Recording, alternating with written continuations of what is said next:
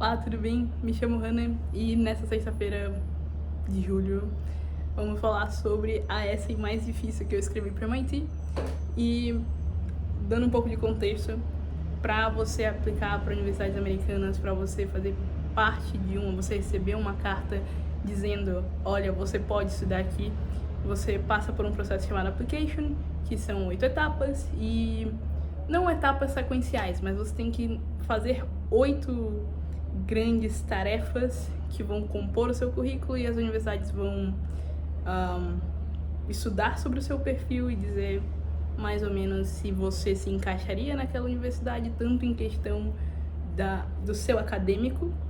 Você tem condições de ter um sucesso na nossa universidade, quanto na questão de personalidade. Você combina com os estudantes da nossa universidade. Então, isso daí é o que eles chamam de processo holístico, que eles não olham para você apenas como o estudante, mas como a pessoa que vai integrar aquela comunidade. E uma das partes mais famosas são as essays, porque elas acabam que dão muita dor de cabeça, porque você tem que escrever sobre a sua história de uma maneira convincente, sendo que muitas vezes você ainda não processou a sua história e talvez você tenha uma dificuldade de escrever, talvez você não tenha ali aquele dote criativo tão aflorado, por aí vai. Então, pra mim, eu sempre gostei de escrever.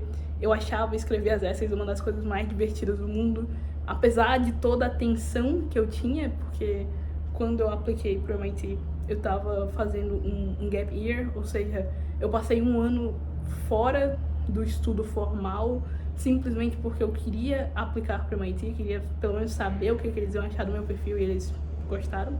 Até hoje eu pergunto o que eles viram, mas tudo bem. Não, sério, não tem como saber. Tem coisas assim que você tem um perfil acadêmico para aquela universidade, mas são fatores da sua personalidade, coisas que você entrega, que eles falam, pode ser um bom investimento de trazer esse aluno para cá. Especialmente para a maioria dos estudantes brasileiros que vão estudar nos Estados Unidos, que precisam de muita bolsa, por questões de dólar está R$5, entre outros aspectos. Também cultural, porque lembra um filme, a galera, vou guardar dinheiro para minha faculdade, porque lá toda universidade é paga, e aqui a gente não tem isso, a gente não tem esse planejamento de vamos guardar dinheiro para quando nossos filhos estiverem na universidade.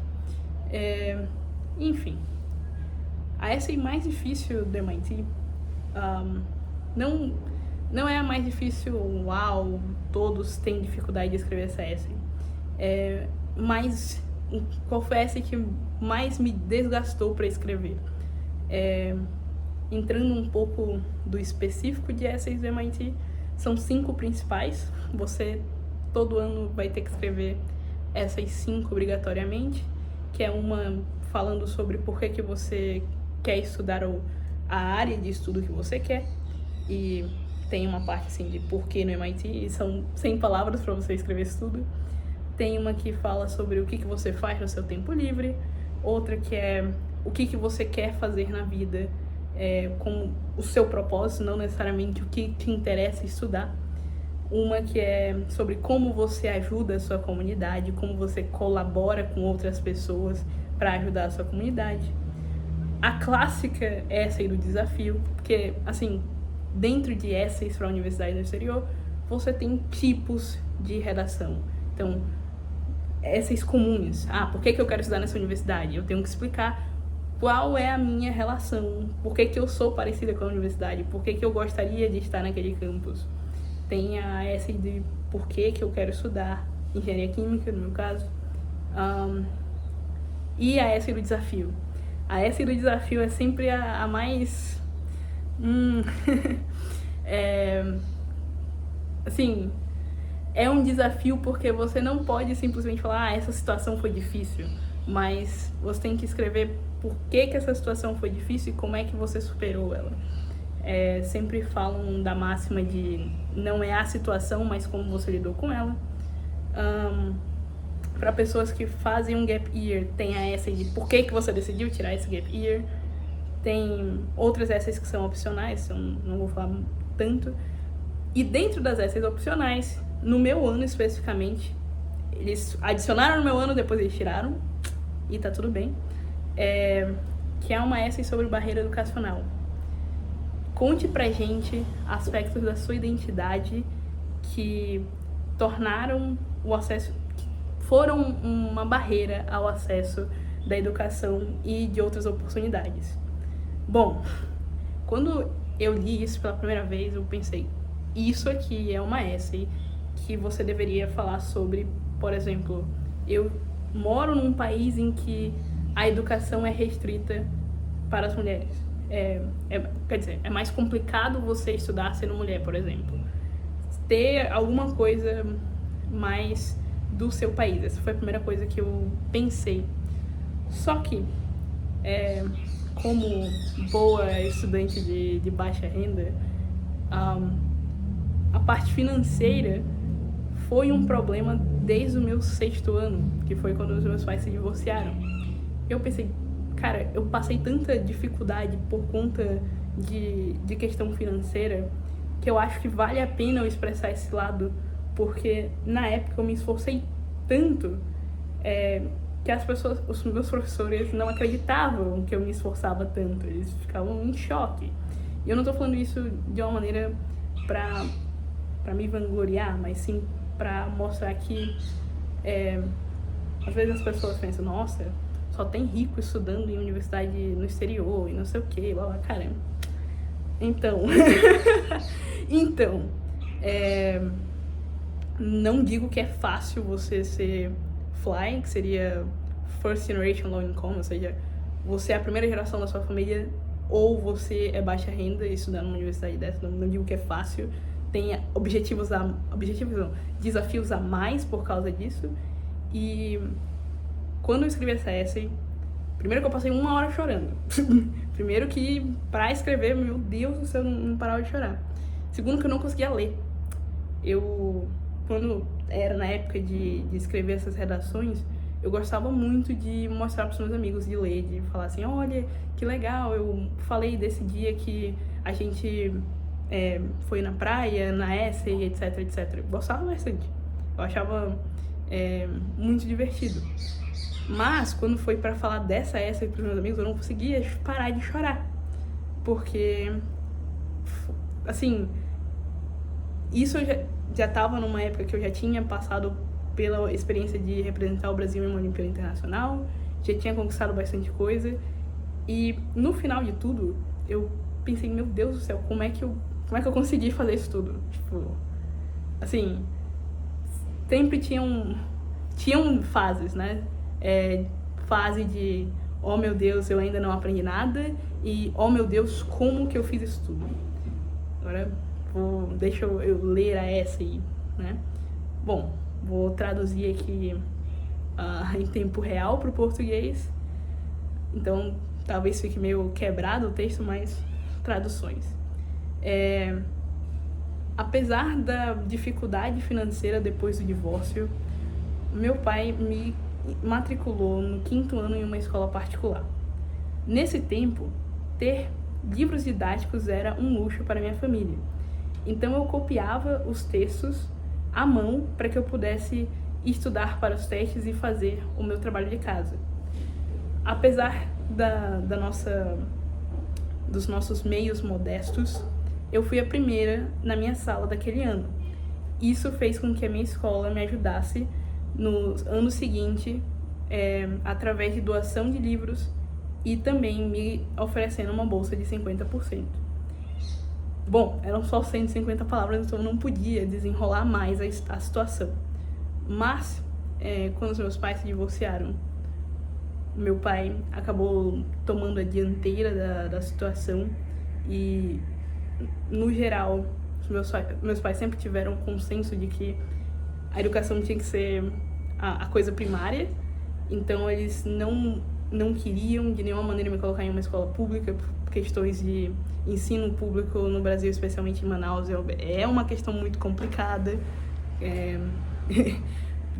Enfim, isso aí, comentários à parte, mas complicado. E naquela época eu via o estudo como fórmula de válvula de escape por motivos de... Sim, pô, eu tinha 10 anos e do nada o meu mundo tinha virado de cabeça pra baixo com o divórcio dos meus pais. Então, o que eu vou fazer? Jogava muito Minecraft. Ainda jogo muito Minecraft, enfim. E estudava bastante, porque primeiro que eu sempre fui meio nerd, então eu me divertia estudando. E segundo que era uma maneira de... assim, no meio de toda aquela dor, dar uma felicidade pros meus pais, porque acabavam que eles ficavam muito orgulhosos do meu potencial acadêmico. Eu tô gravando esse vídeo hoje muito como uma questão de não mostrar que é possível, mas mostrar que assim, porque nem eu acredito, então mostrar que é possível é meio complicado. Mas que as coisas às vezes são mais complicadas do que parecem. Não é porque agora nossa, tem um iPhone, não sei o que, blá blá blá. Cara, pra chegar nesse ponto, tem toda uma história que não foi contada, sabe? Eu acho que é muito fácil a gente se comparar com as pessoas, especialmente na internet, e só ver o resultado final, mas não ver o quanto tem por trás, sabe? Eu lembro até hoje que quando saiu o resultado da Issue, que eu tinha sido bronze e que na época eu fiquei meio mal, porque eu fui o último resultado ali da minha equipe. Eu quase não fui medalha de bronze, porque durante a prova eu me desesperei. Então, eu tava meio mal na época, porque eu fiquei tipo, meu Deus, eu estudei 2 anos e meio pra isso e eu não peguei o resultado que eu queria. E eu vi um meme no Instagram que era sobre isso, porque também era na época das Olimpíadas do Japão, então a galera tava falando muito sobre história de superação, etc, etc, etc, etc. Enfim, e daí era um pódio em que assim, todo mundo via só o pódio, os caras lá recebendo a medalha, mas ninguém via a escada que eles tiveram que chegar até lá. E foi dessa maneira que eu me senti. Fiquei, cara, as pessoas podem até olhar pra mim e falar, nossa, exemplo, inspiração, blá blá blá blá blá. Mas também pensar que foi fácil, quando na verdade eu sei qual foi toda a jornada, sabe? E, enfim, as coisas são mais complicadas do que parecem, e isso não é de maneira nenhuma uma forma de desmotivar você, de falar, tipo, nossa, pare porque é muito difícil. Não, pelo contrário, a gente acaba se acuando hoje em dia por pensar nas dificuldades, porque a gente acha que as dificuldades são só com a gente, porque qual é a situação que alguém vai chegar na internet e vai falar assim, meu Deus, tá muito difícil estudar. Não, as pessoas só vão chegar e falar assim, nossa, eu ganhei tal coisa. E é isso. Então, não se enganem. Tipo, assim, tem dificuldades.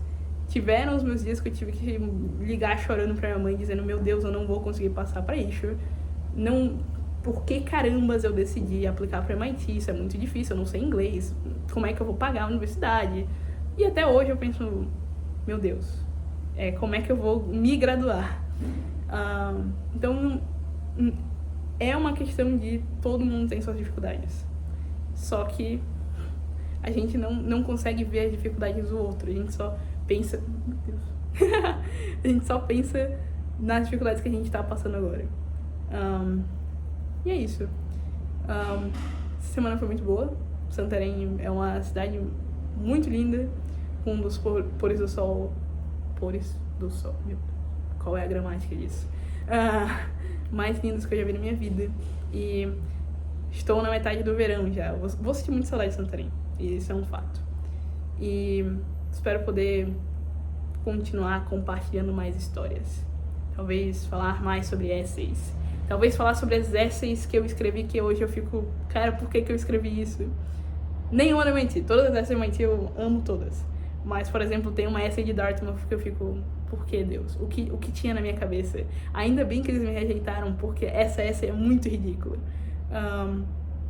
O que eu tenho em mente é falar sobre o meu grande vilão, que é o inglês, que, enfim, eu continuo aprendendo continuamente essa língua maravilhosa, temida, amada, temida, etc. E é isso. Até mais.